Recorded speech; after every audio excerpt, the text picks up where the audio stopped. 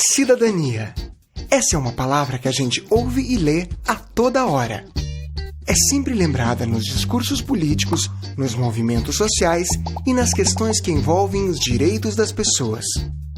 A cidadania é constituída por um conjunto de direitos e deveres que permite aos indivíduos participar da vida política e do governo de seu povo. Esse conceito nasceu há alguns milhares de anos, na Grécia Antiga, de Platão e Aristóteles. Era o tempo das polis, e uma das principais foi Atenas. Ali se organizou pela primeira vez um sistema participativo de governo, onde os cidadãos tinham o direito de tomar as principais decisões dos rumos da sociedade. Mas nem todas as pessoas eram consideradas cidadãs, apenas os homens adultos, filhos de pais atenienses. As mulheres, os escravos e os estrangeiros não tinham acesso à cidadania. Já na Roma Antiga, se desenvolveu o conceito de direito, com um sofisticado conjunto de leis que estabelecia e resguardava os direitos dos cidadãos, e que até hoje é uma das bases do sistema jurídico ocidental. Mas quem realmente tinha pleno acesso a esses direitos eram os chamados patrícios. Ficavam de fora mulheres, escravos e plebeus. Ao longo da história romana, os plebeus foram conquistando direitos, o que ampliou o acesso à cidadania no Império Romano. Foi durante a Revolução Francesa que a discussão da cidadania retornou com força. Os aristocratas, que comandavam a França desde a Idade Média, perderam o poder e as cabeças. E aí se consolidava a divisão do Estado em 3 poderes: executivo, legislativo e judiciário. Mas, novamente, os direitos civis não eram os mesmos para todos. As mulheres, por exemplo, continuavam sem cidadania plena. Ao longo da história, o conceito de cidadania tem evoluído constantemente, atrelado a conquistas de direitos civis, como o fim da escravidão legal, o reconhecimento dos direitos das mulheres e a Declaração Universal dos Direitos Humanos. No entanto, a cidadania precisa ser garantida em 2 planos: o formal e o real. A cidadania formal é aquela garantida nas leis. A cidadania real é aquela que vivemos em nosso dia a dia. No Brasil, a Constituição de 1988 foi chamada de Constituição Cidadã, por sua natureza democrática, inclusiva e protetora dos direitos individuais. Mas as minorias, pessoas vivendo abaixo da linha de pobreza e pessoas com necessidades especiais, são alguns exemplos de grupos que ainda lutam para conquistar sua cidadania real, e muitas vezes formal. Para garantir nossos direitos e aspirações, precisamos participar das questões que envolvem os direitos de cidadania. Devemos, em princípio, lembrar que direitos e deveres são lados da mesma moeda. O voto é importante, mas não é a única possibilidade de participação cidadã. Seguir as leis, respeitar os direitos de outras pessoas, educar e proteger nossos semelhantes e defender a natureza, entre outros, são deveres essenciais para o pleno exercício da cidadania.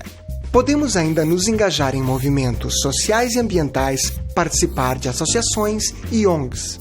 Procure formar e expressar sua opinião com coerência e espírito democrático. Busque seus direitos e exerça sua cidadania.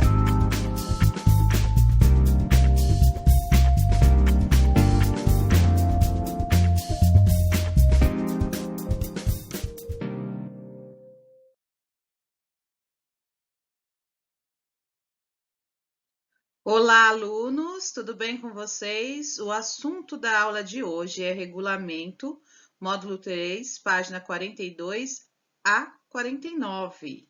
Vamos lá? Capítulo 8, Preparação para a Vida. Observem essa imagem de abertura enquanto eu faço a leitura do texto introdutório. A educação é um direito garantido por lei a todos os cidadãos. A importância da educação vai além da necessidade de aprender a ler e a escrever, saber as capitais do país ou ainda fazer contas. É a educação que nos prepara para a vida. Para você, Qual a importância de frequentar a escola e de aprender algo novo todos os dias? Apesar de ser um direito garantido por lei, por diversos motivos, muitas pessoas não têm acesso à educação. Como você se sentiria caso fosse privado desse direito? Em sua opinião, quais impactos a educação provoca na sociedade? Reflitam essas questões e, se possível, me responda a essas perguntas, seja por comentários ou até mesmo no caderno. Regras, né? Regra é uma palavrinha que muita gente não gosta, porém é uma coisa muito necessária. Em algumas esferas da vida e em sociedade existem regras que organizam e que garantem a boa convivência de todos. Essas regras são elencadas em regulamentos, que é o assunto da aula de hoje. A Constituição brasileira é um exemplo de regulamento que rege, na verdade, os nossos direitos e deveres como cidadãos. O trecho a seguir trata da educação, um desses direitos.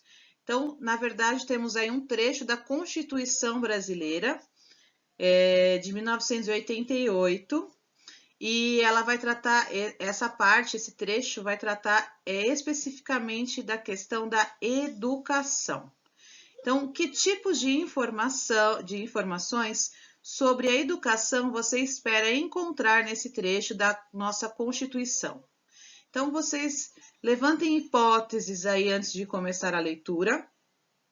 É um regulamento um tanto quanto longo, né? Apesar de ser um trecho, ele vai pegar aí mais ou menos 2,5 páginas e vocês vão fazer a leitura para poder responder as questões. Tá certo?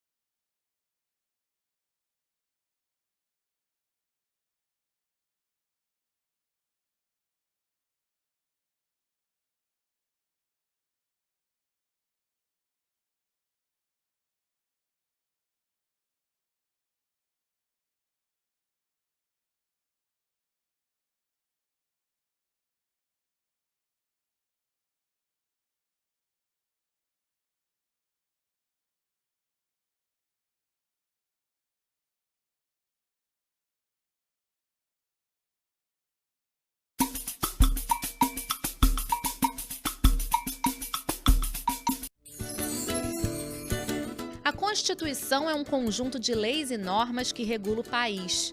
Ela limita poderes e define direitos e deveres. A nossa Constituição vigente foi promulgada em 1988. Em seu primeiro artigo, ela estabelece seus princípios fundamentais. São eles: soberania, cidadania, dignidade, valores sociais e livre iniciativa e pluralismo político. Outro ponto importante desse artigo é a ratificação do Brasil como um Estado democrático de direito, formado pela união indissolúvel dos estados, municípios e do Distrito Federal. Os 3 poderes também estão definidos. O Legislativo, o Executivo e o Judiciário são independentes e harmônicos entre si. A Constituição também aponta seus objetivos: a construção de uma sociedade livre, justa e solidária, como vocês puderam ver, a a Constituição da República Federativa do Brasil de da pobreza e a 1988 redução das é um desigualdades conjunto sociais de e regionais leis, normas e o fim regras dos que preconceitos. regula e organiza O bem o de todos funcionamento de está nosso acima país. de todas Ela as é a diferenças. nossa lei máxima e por isso define As os relações direitos internacionais e os do deveres país dos também cidadãos. estão definidas. Seus principais Seguem valores alguns são a princípios, como, democracia, por os direitos exemplo, civis, independência segurança nacional, sociais, direitos a humanos, descentralização não política intervenção, e o defesa desenvolvimento da da paz nação. e A concessão Constituição de de asilo político. 1988 foi elaborada logo após o Fica fim do regime militar, estabelecido que o Brasil marcando o buscará processo a de integração redemocratização econômica, do país. política, social Ela e foi cultural criada por meio de entre os uma países Assembleia da América Latina. Constituinte pertencente ao Poder Legislativo, eleita pelo povo. Antes dela, outras 6 constituições já existiram em nosso país, nos seguintes anos: 1824, 1891, 1934, 1937, 1900. Após apresentar o propósito da educação, é dito que para que ela atinja os objetivos estabelecidos e alcance todas as pessoas, um plano nacional de educação deve ser colocado em prática. Letra A. Qual é o resultado esperado para este plano? B. Quem poderá contribuir para a efetivação desse plano? 5. Para expor de que forma a educação como um todo precisa ser organizada, o texto foi dividido em artigos. Então, agora eu acho que é um bom momento, antes da gente ler aí, para falar qual é a palavra-chave da aula de hoje. A palavra-chave é educação. Educação vai aparecer em algum lugar, em cima, embaixo, do lado, tá? Mas vai aparecer aí a palavra educação. Letra A. Relacione as informações a seguir ao artigo correspondente. Letra A. Para Plano Nacional da Educação. Letra B. Garantias que o Estado deverá oferecer. Letra C. Organização dos sistemas de ensino. Letra D. Princípios da educação. Letra E. Ensino na iniciativa privada. Letra F. Conteúdos mínimos para a formação básica.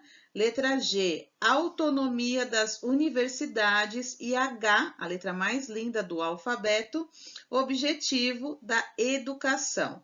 Então, tem aí os artigos, artigo 205, artigo 206, 207, 208, 209, 210, 211 e o 214. Então, vocês vão relacionar essas informações a cada artigo correspondente. Na letra B, em um regulamento, as informações apresentadas precisam ser claras e objetivas. Isso aconteceu nos artigos lidos? Justifique sua resposta. Atividade 6. Veja os elementos que podem ser utilizados para auxiliar na estrutura de um regulamento. Título e subtítulo centralizados e organizados com números romanos. Artigos abreviados seguidos de números cardinais. Incisos organizados com números romanos. E parágrafos simbolizado pelo símbolo aí que significa parágrafo, seguido de número ordinal. Letra A. Identifique e escreva os títulos e os subtítulos usados para separar cada núcleo informativo no texto constitucional apresentado. Letra B. Na sequência, observe que os outros itens foram apresentados e sublinhe um exemplo de artigo, circule um exemplo de inciso e desenhe um retângulo para exemplificar um parágrafo. Então, notem que vocês vão ter que voltar lá no regulamento e fazer o que está sendo pedido. Sublinhar um exemplo de artigo, circular um exemplo de inciso e fazer um triângulo para identificar um exemplo de parágrafo. Letra C. Diante desses elementos, como um regulamento costuma ser organizado?